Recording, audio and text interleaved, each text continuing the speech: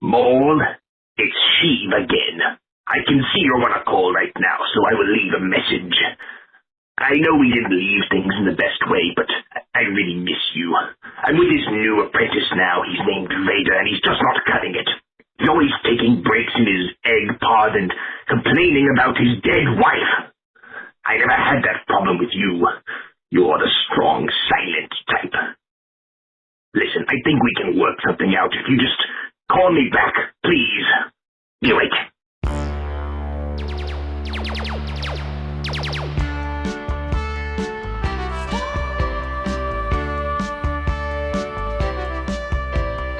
Good morning and welcome to another episode of the Star Wars Minute. It's your daily podcast where we analyze, we scrutinize, and we celebrate Solo, a Got it. I was going to say Solo, a Star Wars Cup, 1 minute at a time.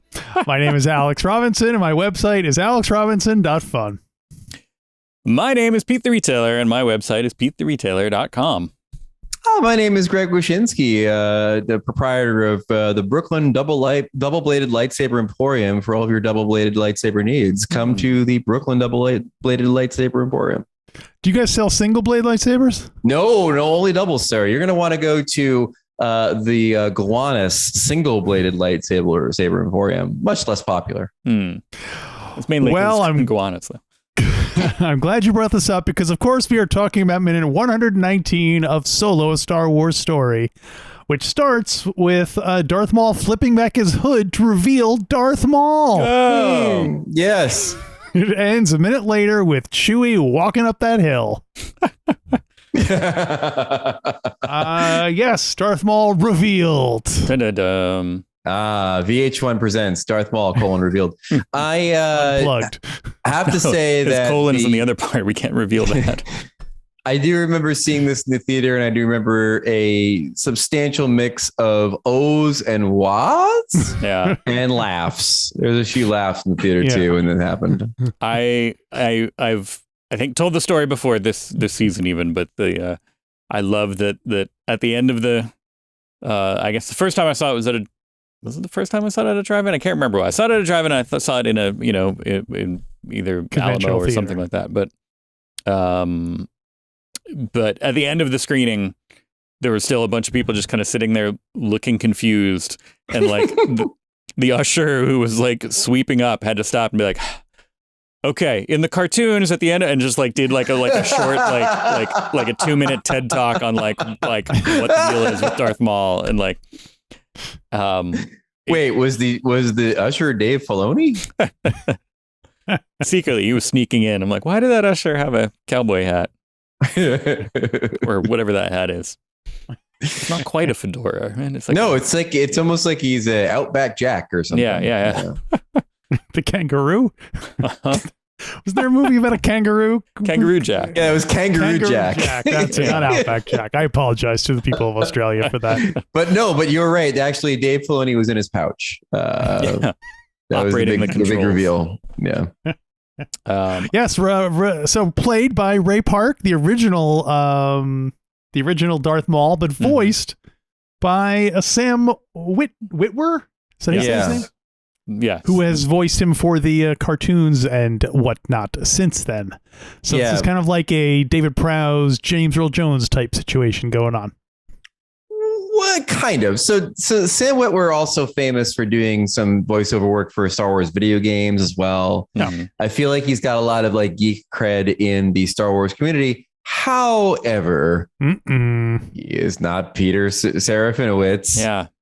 Who was the voice of Darth Maul in The Phantom Menace, and Peter Serafinowicz was also in A Little Piece of Heaven Called Spaced, which was Edgar Wright's sitcom starring Simon Pegg and Nick Frost, and therefore Sam Witwer can get the hell out of here. Not my Maul. # not my Maul. Just like the Grove or the I'm trying to think of another Malls that aren't very good. Right. Yes, that's right. Yeah. Just like Tyson's Corner and whatever that monstrosity is that is right next to where Continental Airlines Arena is in Jersey. Yeah. Not my mall. Hashtag not my mall. There you go. Yeah. But I also I'm wondering if those spaced episodes that came out after the Phantom Menace came out had anything to do with Serafinowicz not getting invited back. Oh my God. You think them like being disenchanted by the prequels was the reason he didn't get invited back to Star Wars Land? But that doesn't make sense because Simon Pegg was invited to Star Wars Land in the sequel trilogy. All right. I withdraw my statement. Who was he in the sequel trilogy? He was Uncle Pluck. Uncle Pluck, right? Oh, you're right. Right, you're right. 1/4 I totally portion. forgot about that. Yeah. Okay. Yeah.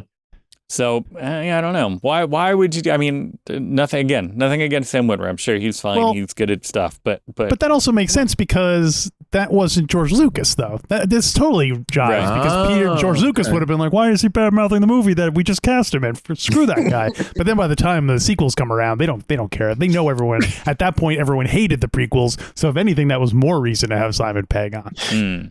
So we let him be the voice of Darth Maul, and then he turned around and was a heel. So Ray Park did continue to act after the Phantom Menace, as we know. He was to me, I guess most famously, he was Toad in the 2000 X-Men movie. Yeah, and then he played Snake Eyes. That's when Alex found out what happens when lightning strikes a toad. Same thing as everything else. Yeah, really. And what? Yeah, you would think you're with what you're about to say. You're his Snake Eyes. I was say he played Snake Eyes in the G.I. Joe duology. Oh God! If you would think I would be a huge Ray Park fan. He's in Star Wars, X-Men, and G.I. Joe. That is like that was my life from 1977 to hell. Who knows now? I mean, if I stretch out my hands, I can touch Star Wars stuff and G.I. Joe stuff and X-Men stuff. I'm all literally about that. the only way that it could be more our thing is if he played Beast Man in a Masters of the Universe movie. Yeah, throw that in there too. And yet I've not seen either of the G.I. Joe movies, and I didn't. The X-Men movies were fine at the time for what they were, but but for some reason also it's just Ray Park just never. I mean, he's good at what he is hired to do, which is to be kind of a physical, stunty guy who can also act a bit, and that's that's fine. But Ray Park's greatest role was as Ray Park in the Phantom Menace behind the scenes documentary. Watching him work with Ewan. This hitting sticks. Right. Yeah. It was so much fun. I love those scenes. That's I love anytime you get the actors that grew up with Star Wars and they're totally geeked out about being able to fire a blaster or play with a lightsaber. And those scenes in that doc were the best. It's Ewan McGregor being all of these things I need to do are terrible. The dialogue is terrible and the staging is terrible and looking at a tennis ball is terrible. But now I get to hit sticks with Ray Park and it's wonderful. Yeah, wasn't it in those scenes that they were they had to tell him to stop making the lightsaber noises with his mouth while he was acting? Right. Yeah. Great. Yeah. Exactly. I feel that. Ray Park was also in the show Heroes. Remember how popular the show Hero was? Oh, wow. Heroes was for about 10 minutes, in the late 2000s, and now it's it never existed.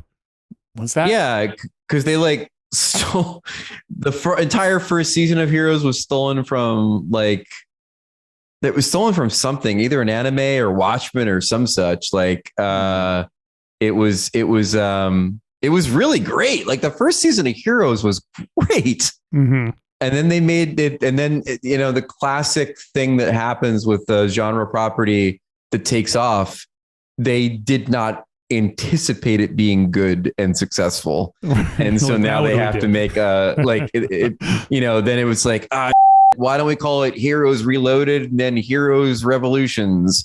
And we'll make up a bunch of and see if it works. And I guess that was also before the MCU and Because I feel like that was when superheroes were still a little bit like not as mainstreamy as they are. Like, was Spider-Man around back then? I don't remember. Anyway. I think Spider-Man had come out, but it wasn't. Yeah, I mean, like it was still very much you could put a season of a superhero movie on TV and there was a novelty to it. Yeah. Right. And wasn't but also it was like really well. I mean, think about how many people that were on that show like went on to other things. I mean, like, you know, Milo Ventimiglia was on the This Is Us show forever, and you know, Hayden Panettiere and like all these people that were on what's his face? Zachary Quinto. Yeah. I think he's probably the most. He's probably the. Yeah. So it was really, really well cast and hit at the right time. And for one season, I mean, I remember just like everyone was into it for one season. It was like, huge. It was the thing that you watched every week. Yeah. Yeah. I'd never seen a single episode. I remember it. Nor have I. Existing. Really? Yeah. Oh, wow. Yeah. No. First season's legit. Like it'd be an interesting artifact to revisit because it really was that. It was kind of, you know, like how you have your bingey things now where it's like propulsive and like there's a big cliffhanger at the end of the episode. And now you're counting down the 10 seconds until the next episode that you're going to now watch, even though it's 2 a.m. It was really well done in that way. It was really, really clever. And then it wasn't. And then it was terrible. So it was really made more for the streaming era. It was like ahead of its time. It might have been. Yeah, it might have been I think you could see it being a bingeable show if it came out today. I'm trying to see what, you know, it's 2006. Have you watched Is that when it came out? Apparently. Heroes, American I thought it was TV way series. earlier than that. That means it's post Spidey and X-Men, but pre MCU. Yeah. Right. Wow. Yeah. And it was 4 seasons. Wow. So it ended in 2010. Yeah. Huh. I mean, I guess it did last for 4 seasons. So do you think it'll be like Solo, where in another 10 years they'll re-bring it back again? Dude, they did a series called Heroes Reborn, and nobody watched it. Well, it might have been too soon, but now that enough time has passed, I don't know. Probably not. There you go. I don't know. Yeah. Back to the phone call for a second. What, you mean minute 119? What are you talking about? Okay, yeah. Ray Park. Back to the phone call. I really want people to call Take Rito. No, I like that Kira's like, oh yeah, he's dead. I'm the only one who survived. And he was like, well, how did it, you know, like, well, what's happened to how did they, you know, they took out, you know, they just took him out like that. And she was like, well, I wasn't there, but if I was, I think it would have gone something like this. Like she's totally like, right. I don't believe her, and I just saw what happened. You know what I mean? I'm watching the movie. I'm not Darth Maul. I'm not a criminal mastermind. Little suspicious. Yeah. And then he says, okay, so now you're in charge, and we're going to be working a lot closer together. And then he summons a special guest star from offstage, Pete's favorite minute in the entire movie. He ignites the red. Literally. Cheers going out across the theater. I feel that being like, no matter what. Oh, so this is the thing that I was going to. Okay, all right. This doesn't have to do with the lightsaber, but John Kasdan said, like, if you felt like it was a cheap stunt, I suppose that's fair. But the truth is, Maul was built into the design of Solo in many subtle ways, including the name Crimson Dawn, the artifacts in Dryden's study, Kira's use of Teräs Käsi. Maul is my favorite character from the prequel trilogy. I love that Filoni brought him back and expanded his story in the Clone Wars and Rebels, and I love that there's at least some continuity between the shows and the movies. For me, Maul was destined to pass through Solo as the ultimate Star Wars Kaiser Soze. Sure. Quick question. What color is Darth Maul's face? Is it red with black ink, or is it black with red ink? It's red. It's red. What color is his lightsaber? Red. Also red. Right. Why is his face all hologrammy and yet the lightsaber is a vivid red? Because I guess people would be furious if he did it, and he's like, "Is it a blue lightsaber? Is that Anakin's lightsaber?" Precisely, and that is why there is maybe people love this. He lights his lightsaber for no reason except to say, "Hey, look, boys, got this cheap bladed lightsaber back. Don't you love it?" Yeah. Oh, it killed me. It killed me. I can literally picture them going through probably one or two, you know, at least one or two revisions of the scripts and then somebody like literally an executive being like, "Well, it's Star Wars. We got to have a lightsaber in there," like and like. I suppose we could throw it into his, like, I mean, he's on the phone. Like, it's not really, like, why would he be like he's not going to use it. He's not going to attack anybody. It doesn't matter. Just have him light up the lightsaber. We'll know it's Star Wars, and then cut to commercial. So very good point. This was our first lightsaber in the movie, correct? Yeah. Only lightsaber. The only lightsaber. Okay. So is this a thing where if you don't include a lightsaber in the movie, the rights revert back to whoever invented the lightsaber? Laser Sword Incorporated. Yeah, Laser Sword Inc. Grand Rapids. Well, yeah, 'cause the same thing happened in. You got to make a Fantastic Four movie every some odd years, or else the rights go back. Is that the deal? Because they did the same exact thing in Rogue One. There was no lightsabers in it until literally the very last scene of the movie. So it's just like they love teasing Pete along. And we might be onto something here. First season of Mandalorian. It's like we were almost done, and then like that was even like post credits or something. End of the first season of Mandalorian. They're like, wait a second, it's like dark saber. Does the dark saber count? Yeah, Your Honor, I believe the dark saber is also a lightsaber. It's a saber that lights up. Therefore, I believe we have satisfied the conditions of the copyright. Is that Gary Bettman as the lawyer for?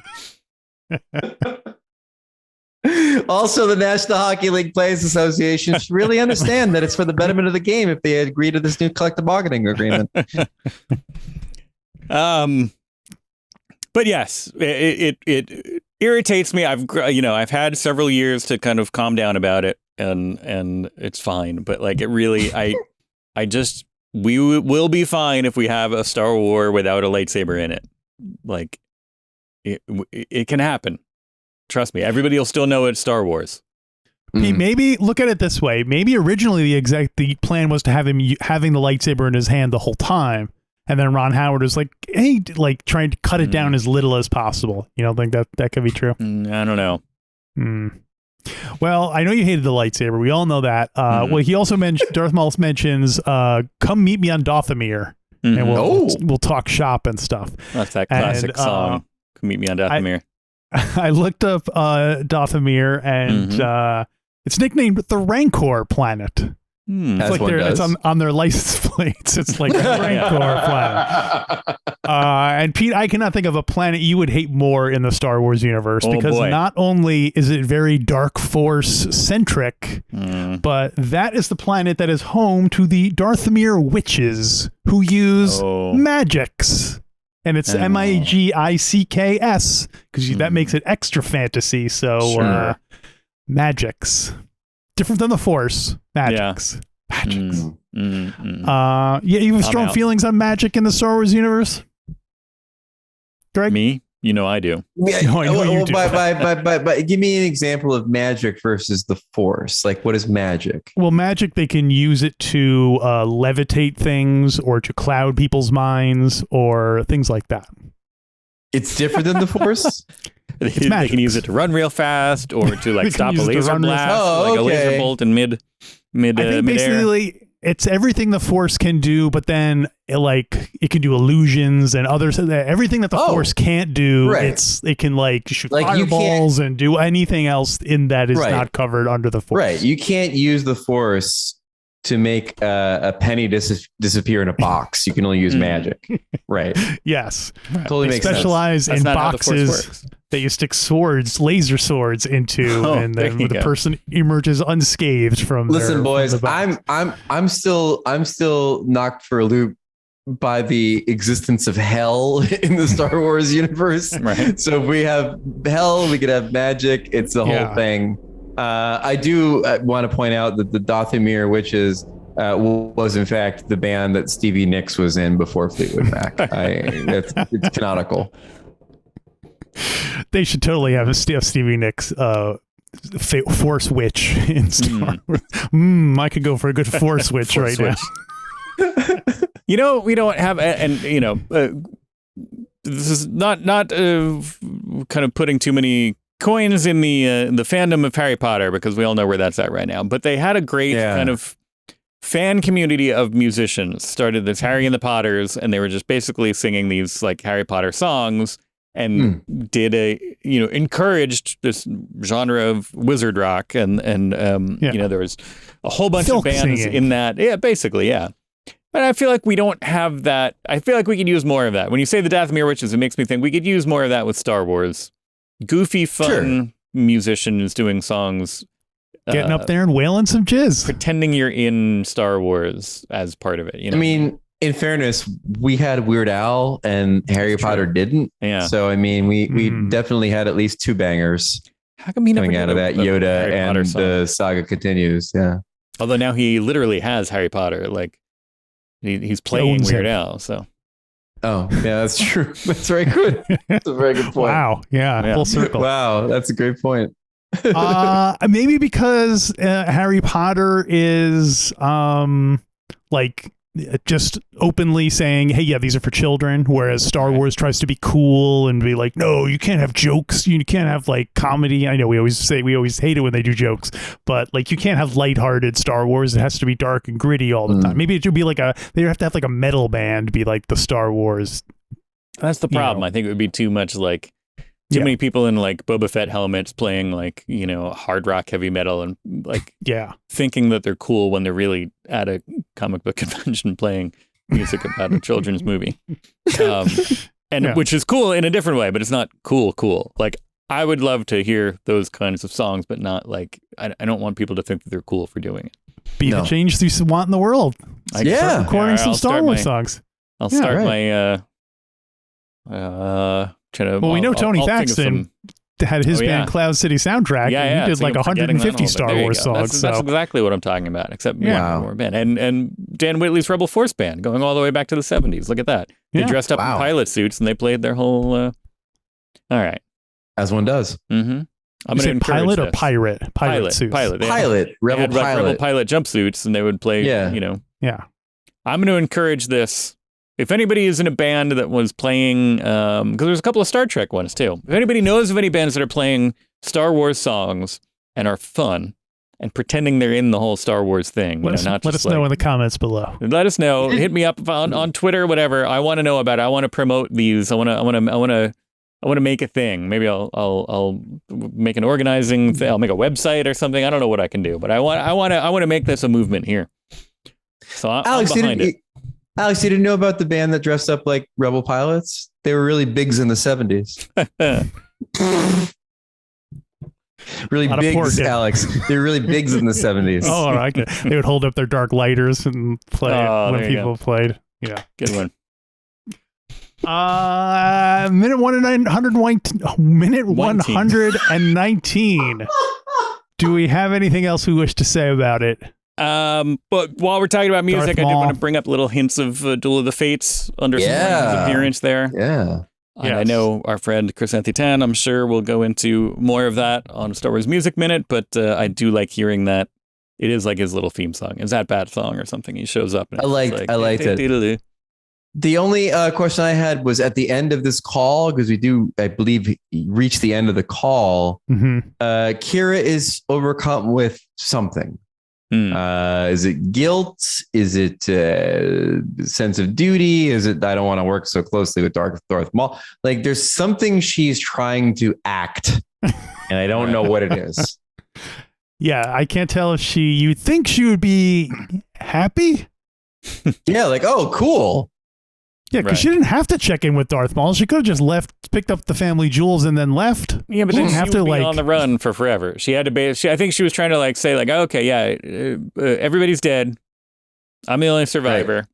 Right. And then I think in the back of her mind, maybe she's hoping that Darth Maul will be like, oh, okay, that sucks. All right, well, lock up on your way out. Good. Right, go ahead and do your own thing. And instead he's like, I'm going to need you to come to the Home Office and file a full report. Yeah, I'm going to need you to come to Dathomir and fill out some paperwork. She's like, but it's Saturday. All right, then. I guess that'll wrap up minute 119. Mm-hmm. Hey everyone, what do these things have in common? No Time to Die, Superman 3, Happy Days, and Space Academy. Oh, they're all featuring Richard Pryor. Exactly. And they're all things we've covered on our Star Wars Minute weekend review show on Patreon. If you go to StarWarsMinute.com/Patreon, you can join us every Saturday. We are doing a pop culture chain. we started with No Time to Die. We're doing a different one every time, and eventually we're going to end up with when Cassian Andor starts, which is coming up imminently, I believe. Yeah. So go to StarWarsMinute.com/Patreon. Listen to what we have to say about that, and then join us tomorrow and listen what we have to say about the next Star Wars Minute. I have one micro impression I'd like to do at the end of the show. Oh, please. Okay, let's hear it. It's Richard Pryor in Superman 3. It's the only Richard Pryor impression I do and the only Superman 3 impression I do. Okay. Superman's bad. That's it.